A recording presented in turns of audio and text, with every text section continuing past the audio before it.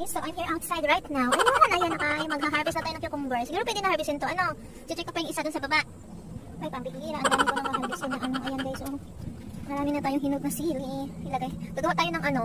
Gagawa tayo ng garlic chili sauce. Ayan. Tapos gagawa ako ng siomai. Tago natin to para doon. Gagamitin natin to. Kasi may pahinog na itong mga to. Kamusta ang mga pinakamamahal kong malunggay? Ayan, you're growing well ng mga babies. Kasi umulan kahapon, kaya yan, tingnan mo. Masaya sila.